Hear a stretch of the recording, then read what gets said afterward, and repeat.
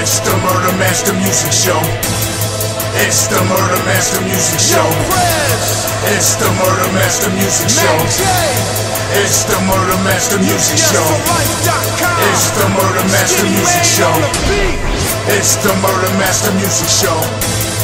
It's the Murder Master Music Show. It's the Murder Master Music Show. Hip-hop is dead, but we don't resurrect it. You follow what mainstream says, but here it gets rejected. If you wearing tight jeans, don't expect to get respected. I'm from a time where wearing black was always on your checklist. From a time where faggots get checked if they reckless. From a time where if you got too much shine, we snatch your necklace. This real shit here, Illuminati, fuck the industry. We represent the street and they respect our street ministries. Take no shorts and cut the middleman, literally. This hip-hop savior, our birth scenes like nativity. This a place where no one sells out for reliability, and the masses can get a chance to explore more creativity. You gotta be kidding me if you call that hip-hop. Niggas with rocks, fades, and fluorescent flip-flops. We killin' Big Brother, cause we know he watch. You don't like what I'm doing, then you can suck mine. And you don't Murder Master Music Show. It's the Murder Master Music Show. It's the Murder Master Music Show. It's the Murder Master Music Show. It's the Murder Master Music Show. It's the Murder Master Music Show. It's the Murder Master Music Show. It's the Murder Master Music Show.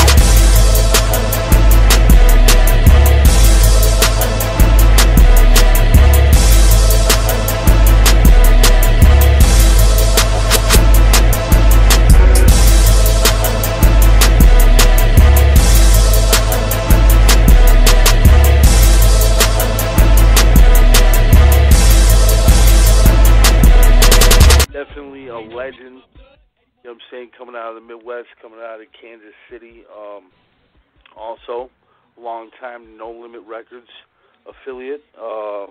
He was actually on the Down South Hustlers compilation along with the Dayton Family, one of two acts on that compilation. Let's bring him on right now. It's the one and only Court Dog. How you doing, brother? Man, I'm good. How y'all doing? Man, real good, man. It's I'm glad to see what you're doing now, which we're going to get into, because I've seen you do so many things effectively over the years. I was able to review, and I was able to make films, and we're going to get into all that. But let's take them back to the beginning. When did your creativity develop as far as you wanted to be a musician? Man, I think, growing up, man, coming from the Midwest, I'm from Kansas City, Missouri. Actually, it's funny. I think because I was an artist, I actually could draw hella good when I was young, you know what I mean? So I think getting into some type of written expression, some type of poetry or something like that, I think was a natural transition for me. So, I could draw really good. I was kind of like like J.J. Evans from Good Times back in the day in Kansas City, you know what I mean? So, I started rapping probably, it's crazy, probably around 89, 90, man. Like, I was a big Eazy-E, Ice-T fan, those was my influences, you know what I mean? I mean, back then in Kansas City, to be honest with you, and I went on record saying this, bro, like, it wasn't a whole lot of, I can just remember a few. It was like Pure Dope, these guys from Kansas City. I got to give love to them. I don't even know those guys, but they were older, but they had a tape out in the city. And it was like Pure Dope, Mass 187, and my partner Money G from SSP. They had a group called PICO, Partners in a Criminal Organization.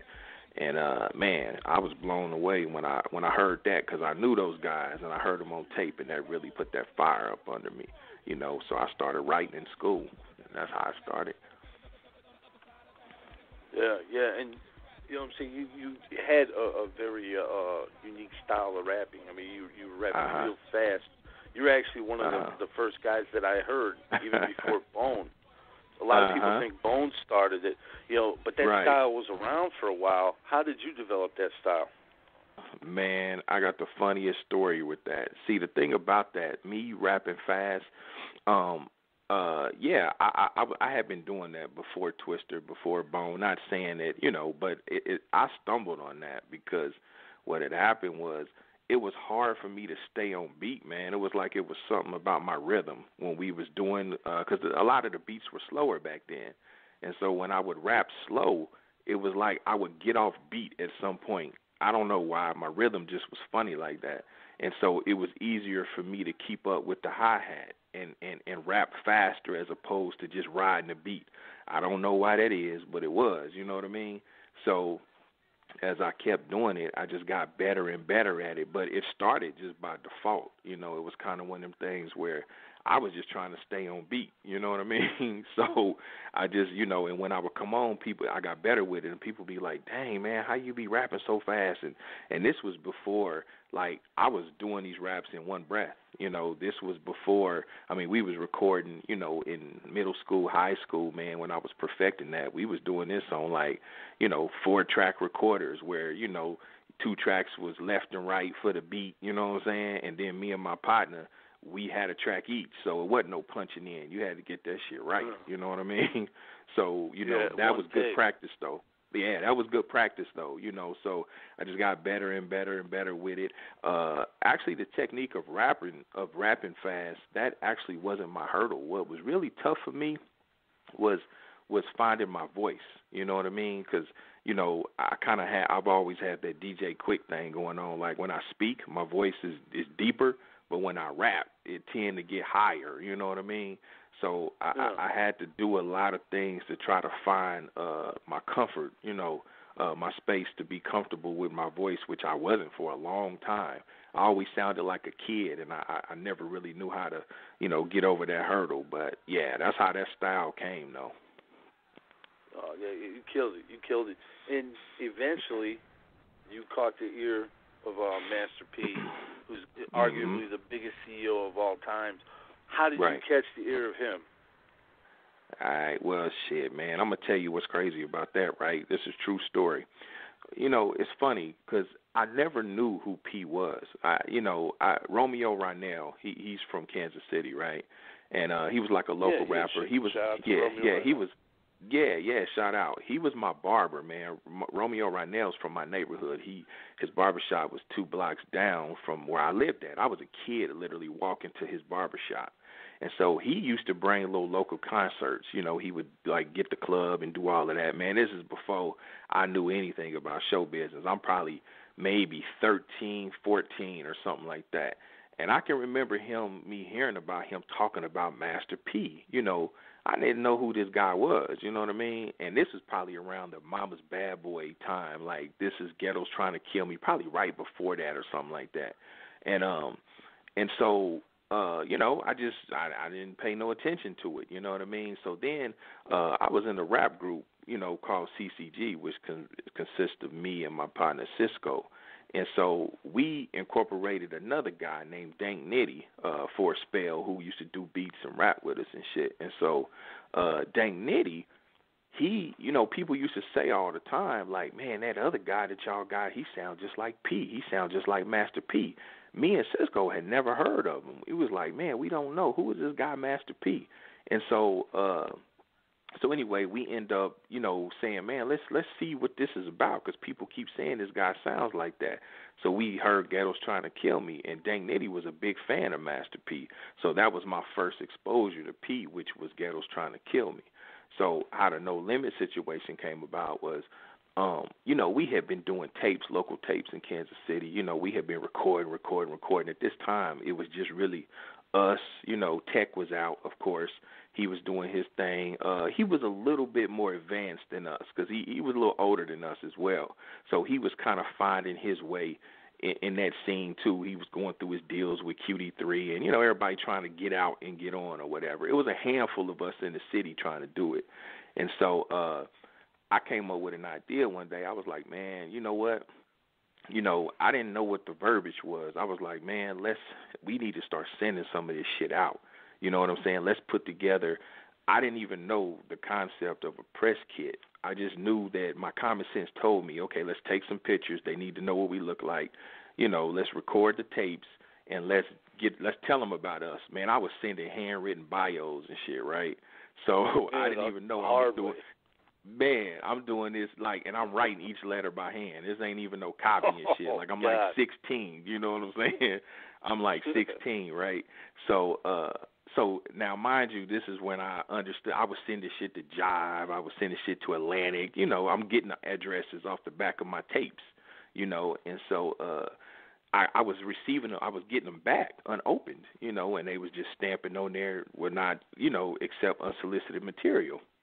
That was my first experience with that. So, you know, at first I'm like, damn, they don't like our shit. They didn't even listen to it. Like, what the fuck this is? You know what I mean?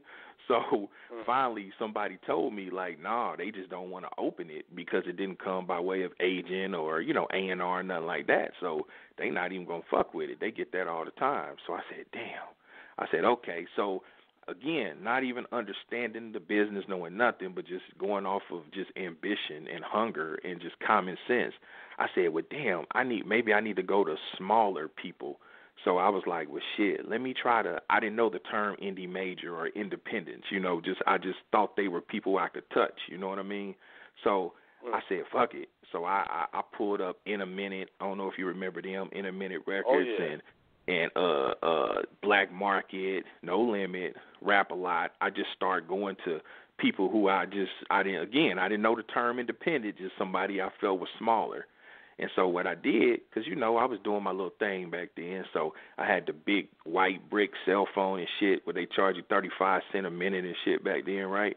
So what I would do is I would call the voicemail, the numbers, if the tape had a number, I would call and I would fill up the voicemail. Man, my name Court Dog, I'm from Kansas City. Man, I sent you a tape. You need to listen to it. And I would purposely fill up everybody's voicemail. And so what ended up happening is, you know, I guess P got tired of me calling, you know what I'm saying, filling this shit up. So he was like, man, who the fuck is this dude keep calling, you know, talking about listen to a tape. So he sent Mr. Serve on in, you know, to go get the package. Like, man, go get this dude's tape, man, because this dude going, you know what I'm saying? Who the fuck is he? He persistent, if anything, you know what I mean? So, and that was it. And what happened now, I kind of skipped some time. What that was, this was when I was 17, actually, about to be 18, because I graduated high school. So this is I graduated in 94, so this is about 95. And so, he had sent, you know, Serve to go get it.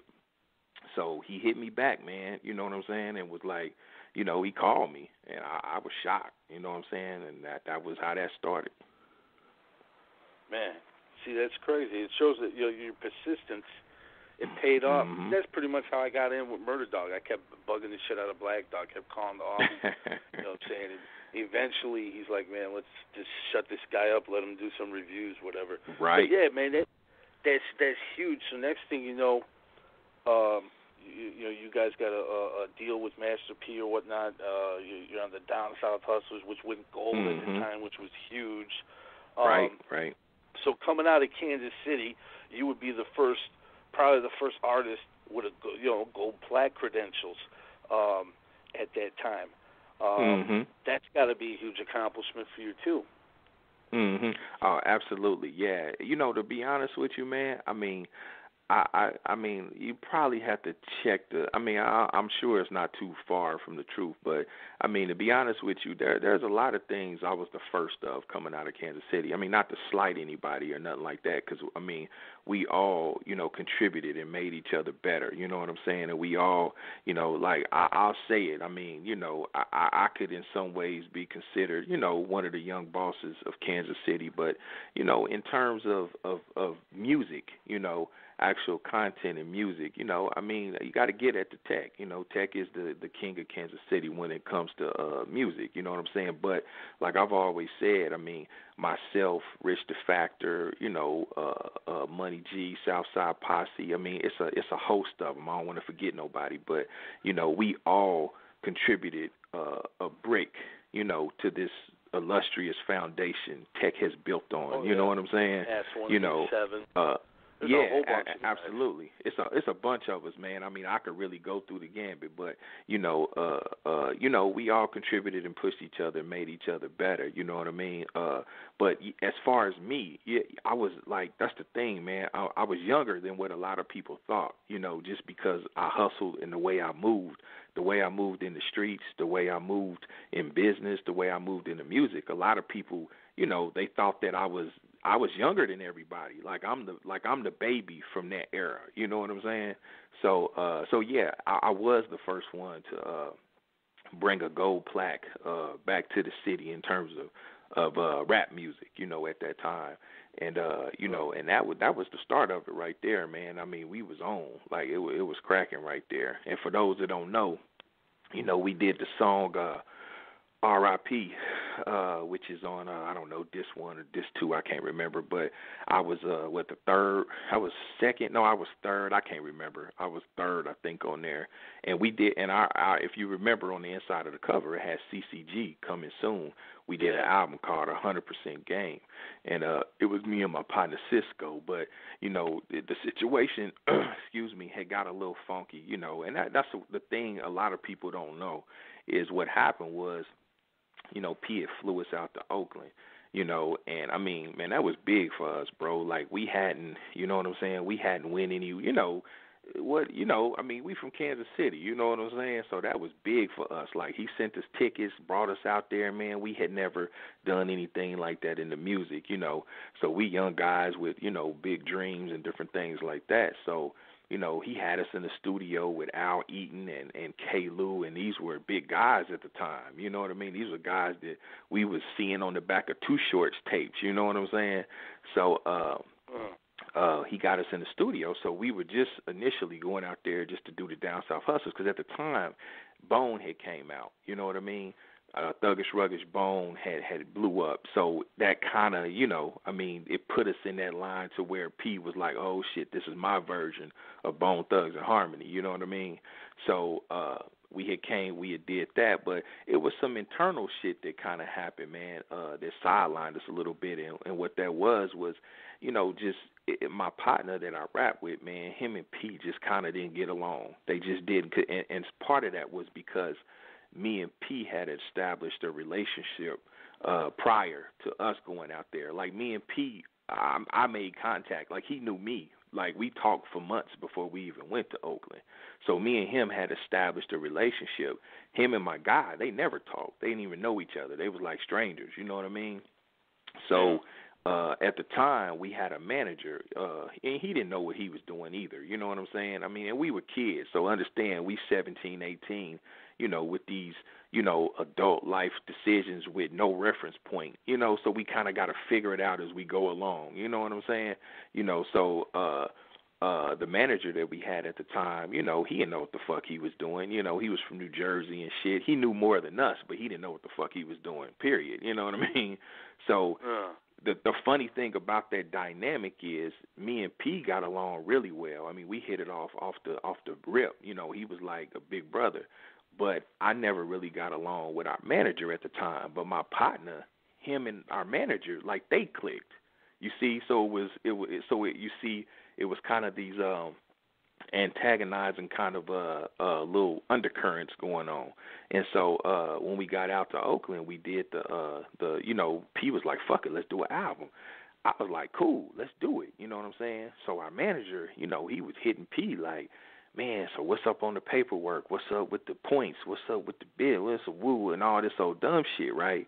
So, P was kind of like, he just starting out. He like, man, these guys, ain't nobody checking for these guys. Like, I'm giving them an opportunity. Like, let's see what happened. I mean, let's see what happened, and then we'll go from there. So I can remember, I'm 17, man, again, common sense, and just, my mind frame was like, okay, it ain't like we got a bidding war right now. It ain't like we got a bunch of labels checking for us at the point, at this moment. I said we popular back home a little bit, but you know what I'm saying? That ain't shit, not where we trying to get to, you know what I'm saying? So I said, well, fuck it. My exact words was like, let's go ahead and do it, you know what I'm saying? And once the shit blow up, if the shit do what it's supposed to do, then we make ourselves viable. then, shit, he got to, make it right with us and do what we got to do. You know what I'm saying? Like, I thought like a hustler because that's really what I was doing. You know what I mean? So, but my manager, he didn't take it like that. Like, he was, like, pushing P like he was a major. You know what I mean? Like, yeah, we want this much advancement. We want this. We want that. You would have thought that we came in and had already sold 100, 200,000 records. You know what I mean? So, it put me in a precarious position at that time because, it was like, fuck. It was like, damn, I can remember P like, man, you my nigga. You know what I'm saying? Like, I'm vibing with you, but the baggage and shit that you coming with, like, that shit is complicating shit. But again, at 17, I'm like, well, shit, I came with my guy. Like, it got to be both of us or nothing. You know what I mean? So P respected that. He was like, I respect that, man. So what happened was we went back to Kansas City, and that's where you see me start grinding out independently. But me and P always kept a relationship. Even through, his heights, I could always get him on the phone. He fandangled my relationship with Selecto, with Southwest at the time. Like, he walked me through all of that. So it wasn't like okay, fuck you, nigga, go ahead, whatever. It was like, okay, man, I get it. You a solid dude. That's your guy. You know what I mean? You want to, you know what I'm saying? You being loyal and you want to do your own thing. I still got your back. So that's how that situation worked. Respected you for standing absolutely. your ground. Absolutely. And go ahead. No, I was just going to say, you guys went on to release a couple albums, and then you eventually went solo. At what point did you go solo? I went solo, man. Just we had got we was, I'll be honest with you, man, we was selling some records independently. You could get that back then. You know what I'm saying? It didn't change dramatically right now, but we was seeing a little bit of change independently, and again, man, different things happen, bro. I think it was just one of those things where, again, we're very young, man. You got to think, we 17, 18, 19, 20, and we're doing this. We're actually doing business. You know what I'm saying? We had a studio. We getting. I pretty much headed all the business. My partner, he did the creative part of it. Cisco used to take care of a lot of the beats and the engineering and different things like that. And and he's my guy. I mean, we cool to this day. That's my bro. But it was just growing. It was just little growing pains that we had to go through. He had to find his space. I had to find my space, and I was focused. And my guy, he just wasn't a people person. He used to just rub a lot of people the wrong way. And then sometimes you have life, trials kick in, and like they say, pressure busts pipes.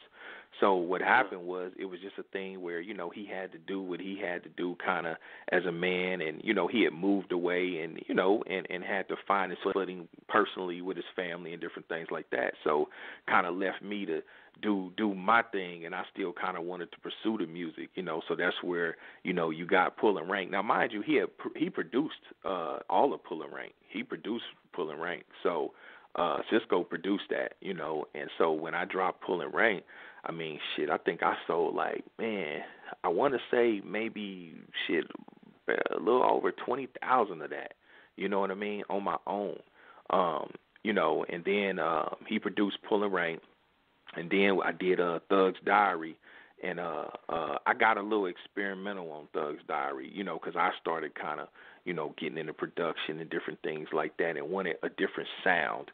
And so I started seeking out different producers and different things like that. But by the time Kansas City Chief came, I was completely and totally on my own. Like, it was just me with a whole new everything. You know what I mean? Kansas City Chief is probably, yes, that's my most successful solo thing, and I did close to 80,000 of those. Independently. And Kansas City Chief, that came out, if I'm not mistaken, what about 03, 04 maybe? Nah, maybe like 02. It was more like about so 02, somewhere 03. around there. Yeah. It's been a minute, but that was your official last solo album. I know you did the movie and soundtrack for Still Here. Right. But that was your last solo album. Why? Yeah. Why did you stop doing albums?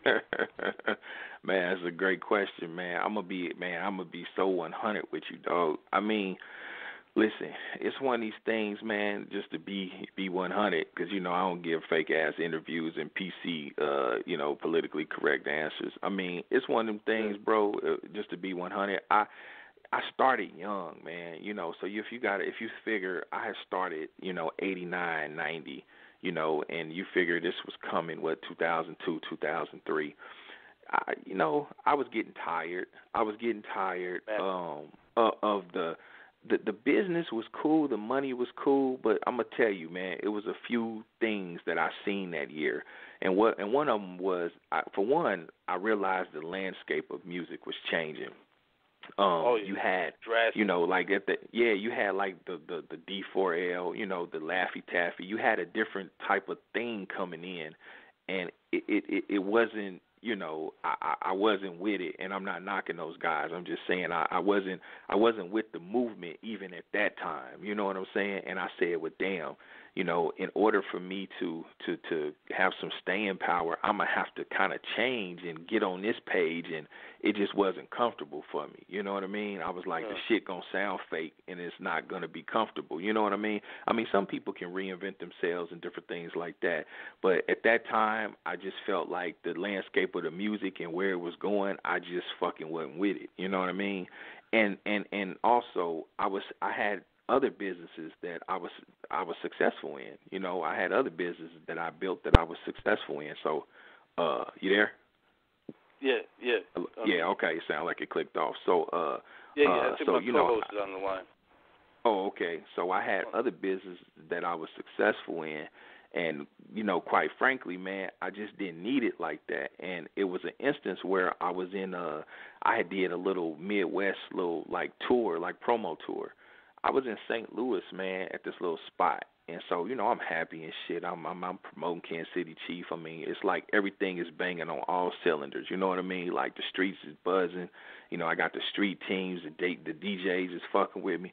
But it was like, it was just too many instances, man, to be honest, where I felt like, damn, I'm getting tired of this environment. You know what I mean? Because I'm in here trying to be positive. I'm politicking. You know what I mean?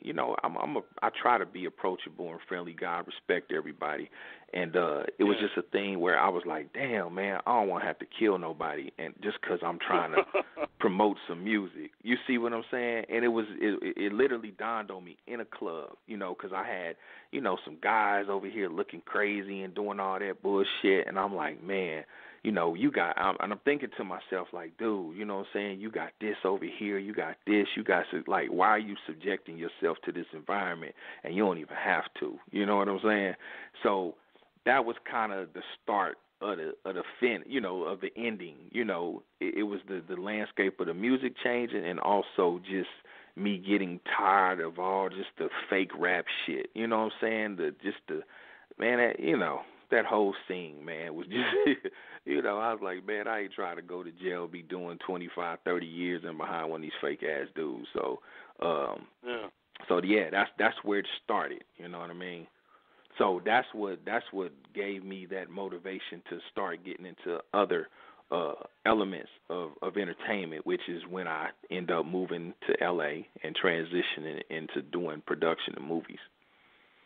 Yeah, and you started in a bunch of movies yourself, and your film career, you know what I'm saying, like you said, you touched all aspects of it. You didn't just act in a film.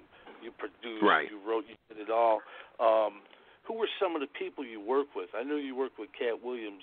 What was it like working with Cat Williams?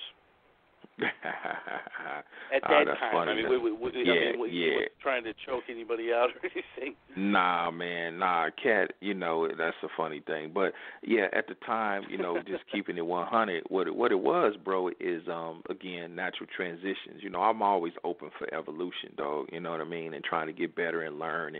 and Oh, yeah. grow to the next level. So, I think getting into film was the next thing. And so when I moved to LA, I had actually, it's funny, when I moved to LA, I actually got a bunch of fucking modeling jobs at first, you know what I mean? Which was the strangest thing, because, I'm like, I'm an official street cat. Like, I can't help the way I look, but, my get down is my get down. So when I got an agent off the rip, and they was like, man, we want to have you do this fashion shit. Now, I don't know shit about fashion.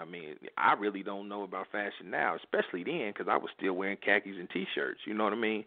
So it was like I had to get a crash course. You talking about a fish out his element, you know what I mean? Like, a fish out of water. Like, I literally had to, do a crash course in just Hollywood and the whole thing. So I was doing, little modeling shit like that, and it'd be funny because I'm from Kansas City, I'm from the hood, so, like, I'm going to auditions and shit. I got a strap on me, and it wasn't until, a few auditions in, I figured out, damn, I'm in Hollywood. I don't think I can leave that in the car, you know what I mean?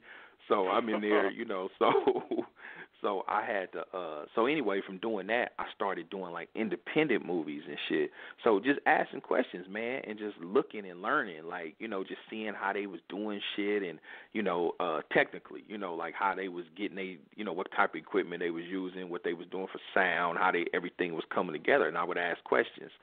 So I did probably about a dozen or so independent movies, and some of them were, they went straight to video. I seen some on TV, a couple been on TV or whatever, but and then finally, again, the entrepreneur in me, I was like, well, shit, damn, I could do this, you know what I mean? Like, let me put my money up and I'm gonna do my own movie. And so that's how I came up with the Still Here, which later became Young American Gangster. So I I spent $100,000 on my own money with that, and what I just basically came up with a synopsis for it, a treatment.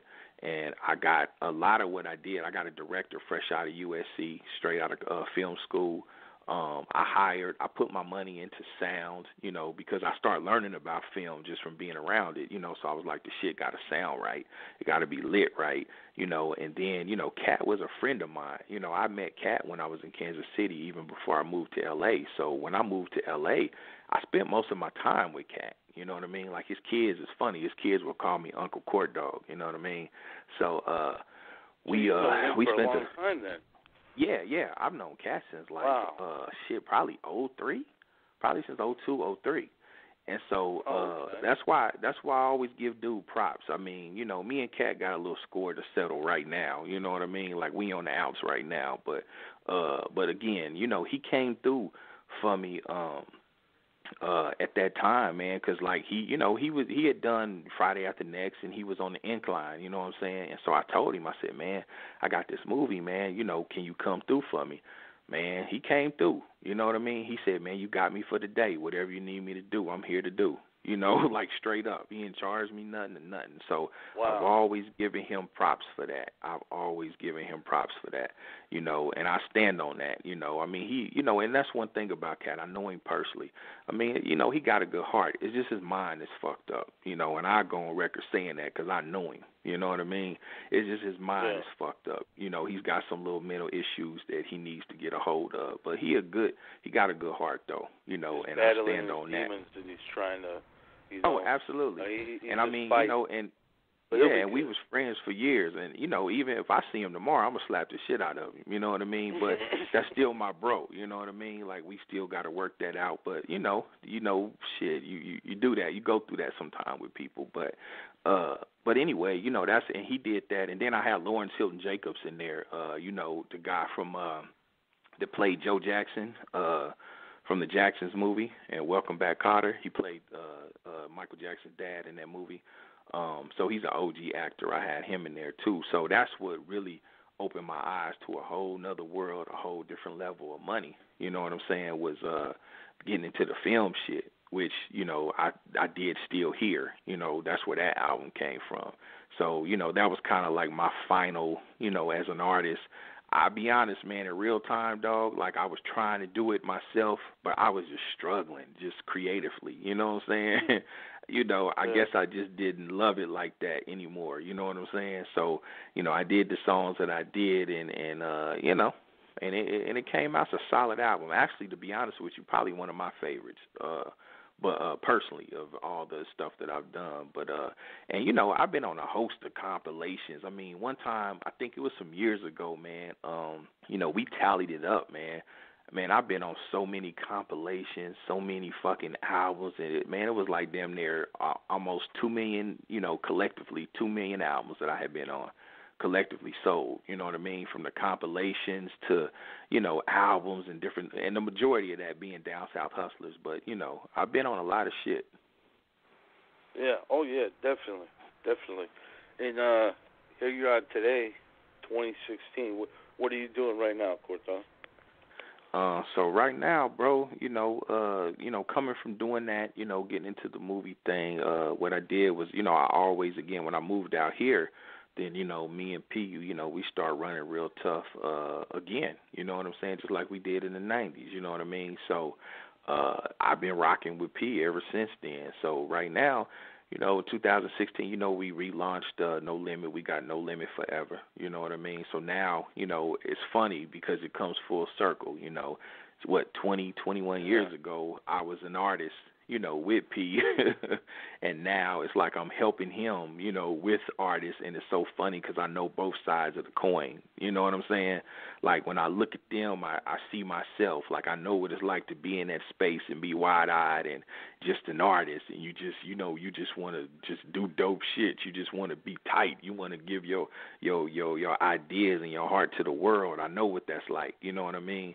So now, I just work with P in a executive capacity, man. So, we got No Limit Forever.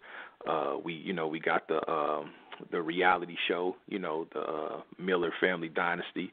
We got that on what is that? Comes on Reels. We got Growing Up Hip Hop that we shooting right now with Rome. We got the new artists. We got Black and Mild. He's a producer. He's producing a lot of our shit. We got Ace B47. He's from New Orleans. We got Jay Slug. We got Mo Roy. We call him the Trap Michael Jackson. He the new guy. He from D.C., man. He about to blow up. You know what I mean? So we got a lot of new, fresh, young talent. So that's really what we focused on right now on the No Limit side. P got a movie coming out that he's doing this summer called Angola. I'm actually in that movie with P. It's a true story about 3 prisoners that was falsely accused of a murder in Angola. It's actually a big movie. So P, I believe P is the lead, and I got one of the supporting roles in that. And then, we getting ready to do King of the South, P's biopic, like the Straight Outta Compton thing. So we go into production for that this year, and that's a $30 million movie. You know what I mean? So be looking for that. Put some big money behind that King of the South. Yeah. So we about to do what they did with Straight Outta Compton. You know what I'm saying? So we got that cracking. You know what I mean, with the No Limit shit. And so, and then too, I have my supplement company. I got off into the fitness and the healthy living bodybuilding thing. So I got my supplement, True Muscle Sports, which is, TRU, which is under the No Limit umbrella. So I'm launching that this year. That would be in like the GNCs and vitamin shops and shit like that by the end of the summer. So, and that's kind of like my lane under the, exclusively my lane up under the No Limit umbrella. So, and I also, that's huge. You're covering a lot of different areas. Like you said, you got supplements, you're shooting movies, you're doing this, you're doing that. And even on the production side, I have I have my own TV pilot that I just shot that hopefully, everybody will see. I'm not sure, the net word is to be announced, but I just shot a pilot I have a TV show called Architects of Gangster Rap that I shot with my partner Ken Shea from Northbound Entertainment. He's from Sacramento. He produced like The Biggest Loser and some other shows, Celebrity Wife Swap, different things like that. But it's called The Architects of Gangster Rap, and basically what the premise is basically I'm highlighting like the real bosses of gangster rap, people like Master P, Ted Lucas, Jay Prince, these people who Cedric Singleton, these people who had no like reference Luther points. Campbell and stuff. Yeah, Luther Campbell, absolutely. You know what I'm saying?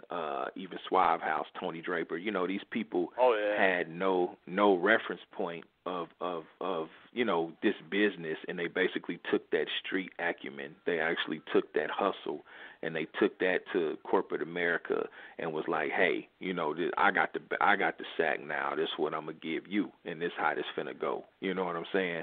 So.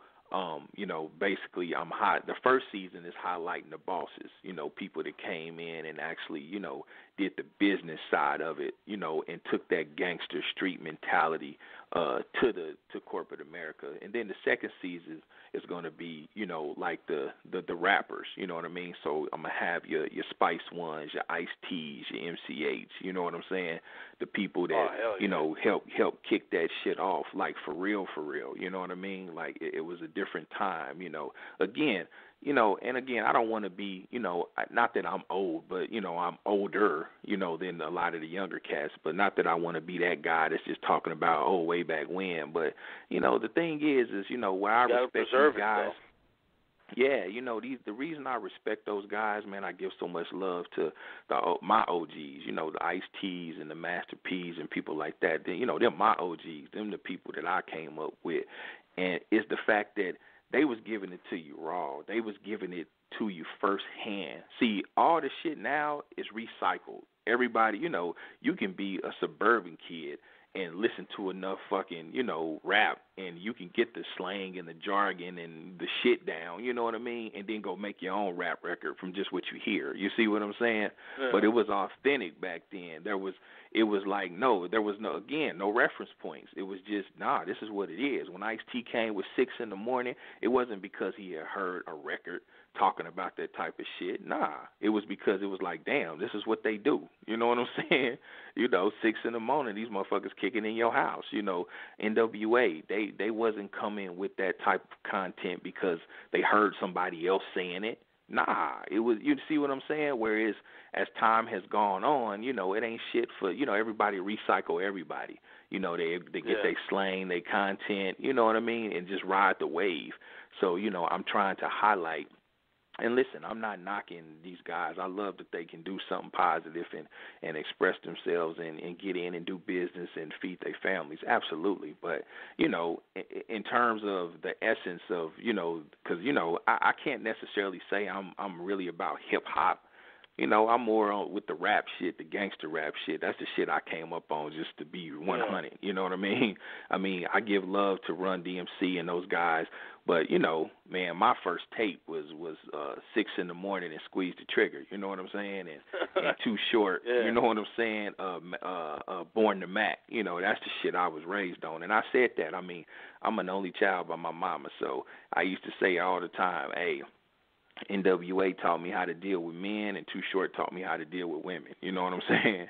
So, that's the shit that I came up on. So I wanted to do something that's like a pet project and highlight and give those guys, because even now, man, like, again, I don't want to knock nobody, and I'm not trying to, start no shit, but everybody screams this boss shit and all of that. But, man, listen, you can't be a boss with a 360 deal.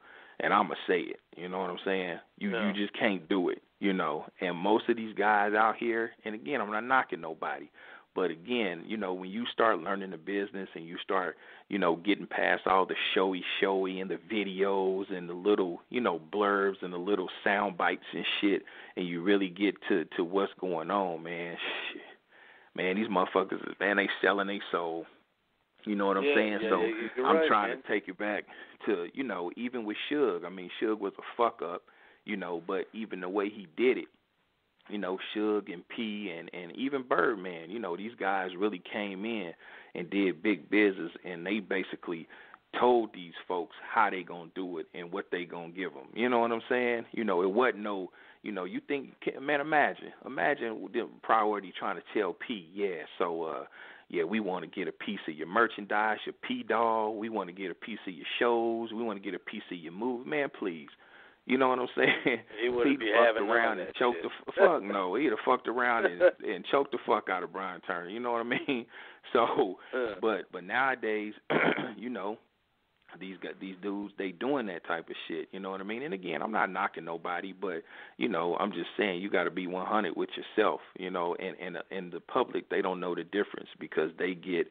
And I guess that's what my thing is. It's just know the difference. You see what I'm saying? You know, I know some of these guys are fake. I know some of them, you know, I'm not going to say I know them personally, but I know them close enough to know that what they talking about is some bullshit, but it sound good. So when I listen to it, I can decipher the difference. You know what I mean? Like, oh, yeah, you said some fly shit. It sound good. You a fake-ass nigga, but, you know, you make great records. You know what I mean?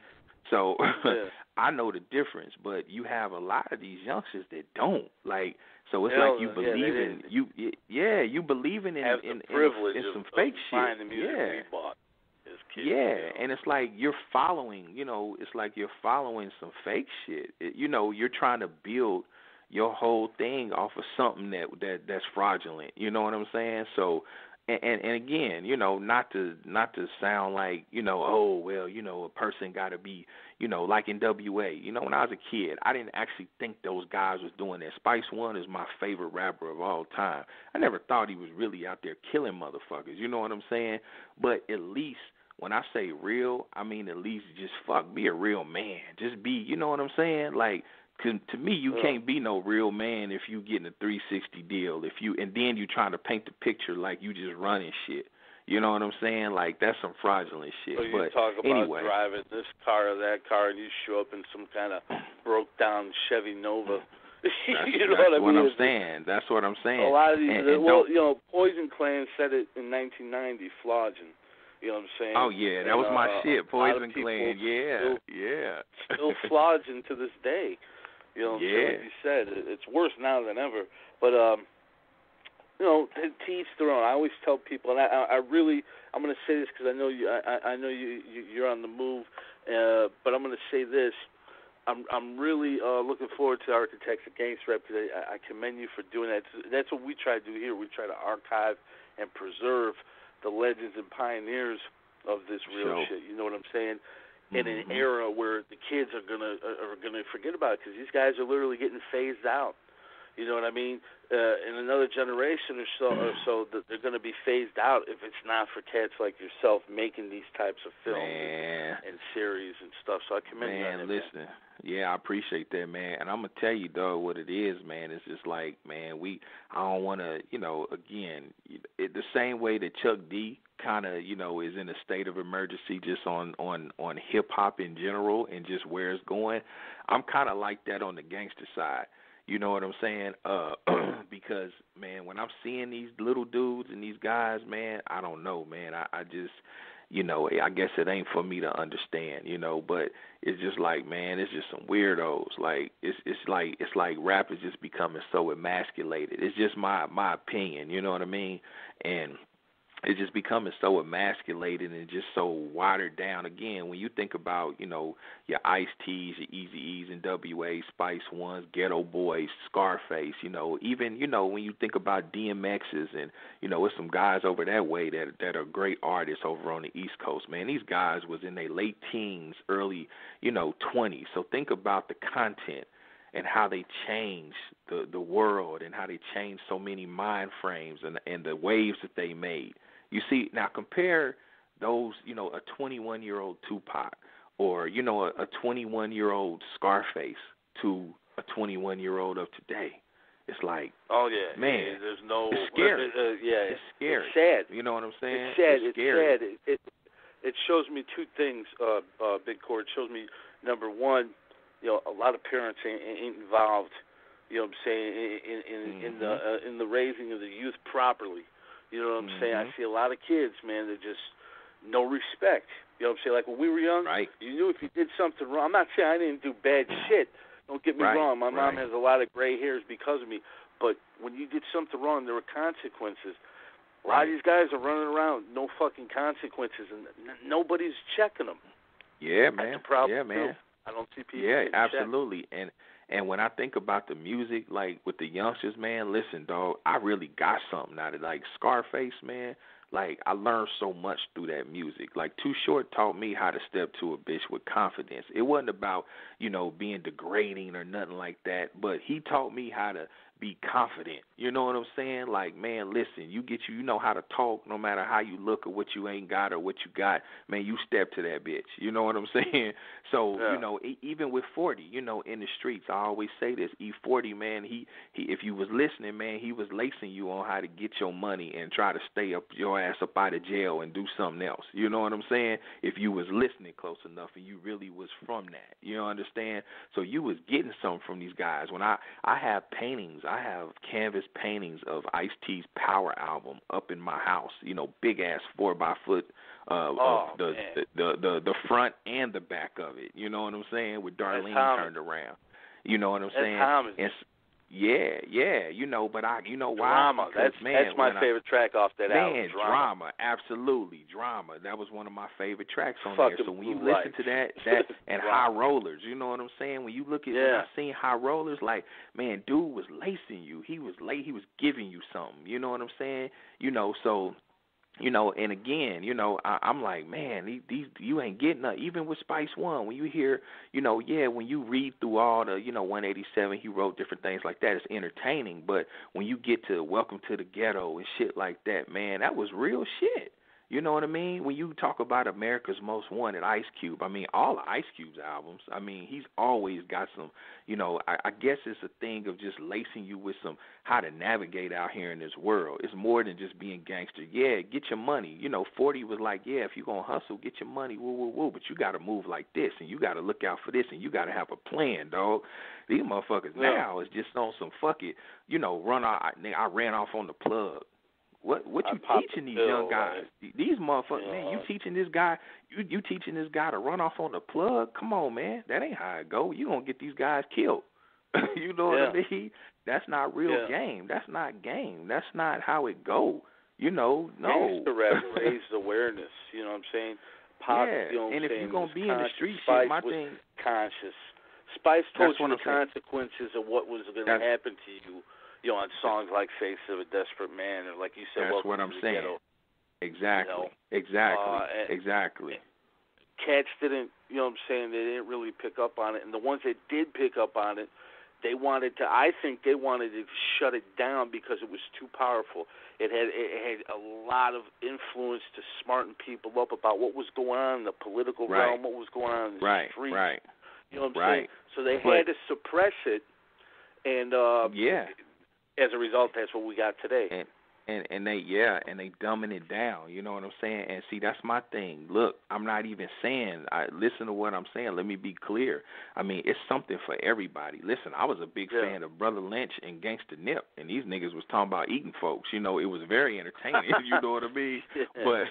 But at the end of the day, it's something for everybody. But all I'm saying is, come on, man, when you got to keep it 100 in the streets. Like, Ice-T and these guys, they was giving you the game how it's to be played, how it really go. Like, that's what I'm saying. They wasn't teaching you dirty game is what I'm saying. You see what I'm saying? So, again, 40 was telling you, man, you're going to get your money. Okay, you need to put something up for a lawyer. You need to quit being so showy. You're going to do what you're going to do, but you need to do it like this. Fly under the radar. Don't be flamboyant. Don't be boozy. All that shit. He was giving you the game. But, again, now you got motherfuckers, again, it's all just reckless. It's like, I'm trapping.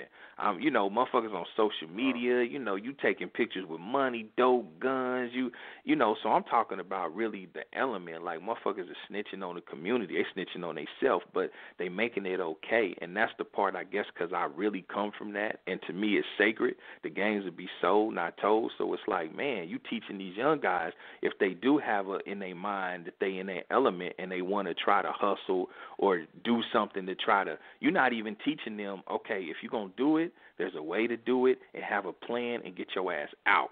You know what I'm saying? Like, you're not even telling them that. You just tell them, fuck it, go rob the plug. You know what I'm saying? Go sip syrup all day. I'm trapping. I'm doing this. I'm shooting niggas with no mask. Come on, my nigga. Like that, really? That's you. Okay, tattoo your forehead and go shoot a bunch of motherfuckers with no mask, and you gonna get a life sentence. They forgot to tell you that in the rap. You know what I mean? You know. So I mean, come on, man. That's what I'm saying. They just teaching these guys the wrong way to even do wrong. You know what I mean? Yeah. We live in an era, a show-out era. You know, you got all these stupid challenges, kids lighting themselves on fire. I mean, it's just ridiculous. Man, just ridiculous. Come on. But hey, Court, it's I wanted before we do go, first and foremost, I want to thank you for coming on the show. Secondly, man, whenever you get ready to, you know what I'm saying, drop any of these projects or whatnot, man, please come back on and, you know, let's promote them. You know, we look forward to seeing what you do in the future. And if anybody wants to get at you, I mean, what's the best way? New No Limit, you guys got a website people can check out? Yeah, man, you can just Google No Limit Forever, and everybody's shit gonna come up. But if you want to catch me, you know, like I said, I'm P Left Hand Man. So if you want to catch me, you can hit me up at Instagram, I am Big Court, Twitter, I am Big Court, you know, Facebook, Big Court. You know, and like I said, everybody be on the lookout for that Architects of Gangster Rap, you know, coming to, you know, TV networks this fall. And I've already done an episode with Master P, so we got Jay Prince. So we are slated to do that next month, hopefully. So, you know, so look out for that. Be on the lookout for my supplement. You know, I got the protein powders coming, all natural, and the fat burners, True Muscle Sports. Being the vitamin shop, you know, you got any health, you know, any workout tips, anything you need to know, or any dietary things you need to know. I'm about living healthy, getting this money, you know, hit me up there. So that's what we doing. And I mean, I have a couple other successful businesses, but you know, I ain't necessarily want to promote them. But right now, that's what I got cracking right there. So it's No Limit Forever. You know, that's what we doing, man. You know, and we got a new mixtape coming out called the No Limit Boys. So be looking for that. You know, probably here this month. And then we on tour too. So you know, we in South Carolina Sunday. We got North Carolina next week. I think we got Mississippi, I think the week after. So you know, we out there on tour too. So be on the lookout for us. No doubt, man. You guys be safe on the road, and tell P he's welcome on the show anytime. Oh, for sure. I definitely any of the guys you got over there. You know what I'm saying? Oh yeah, for sure. We'll do a No Limit roundtable. Yeah, let's do it. I'll try to put that together. Thank you, and you take care and be safe, brother. All right, appreciate it, brother. Peace. That's what it is, folks. That's legendary Court Dog, a.k.a. Big Court. Huge legend, you know what I'm saying, Kansas City, Missouri. Like I said, a long-time No Limit affiliate. Huge honor to add him to the archive. Definitely, like I said, I reviewed all three of his solo albums. They were to me they were masterpieces because I'm from the Midwest, from Illinois. I loved his style, his you know what I'm saying, his flow, the way the music was. You know what I'm saying? Hopefully someday we'll hear another Court Dog album. I don't know. I think it sounds like he's through, but if he is, he left us with a lot of good music, and it looks like there's a lot more to come. So I want to shout out everybody tune in tonight. Hell of a show. We'll be live again tomorrow with Woodpile. Woodpile going to be on 9 p.m. Central, UGSforlife.com. They actually have a huge announcement to make, so you want to check that out too. It's going to be a good show. Going to be a real good show, just like tonight was. It was real good chopping it up with Court Dog. Here's one of the tracks he sent me by Master P, actually. Middle Finger. Check it out. New No Limit. It's a Murder Master Music Show, UGSforlife.com. We'll see you soon.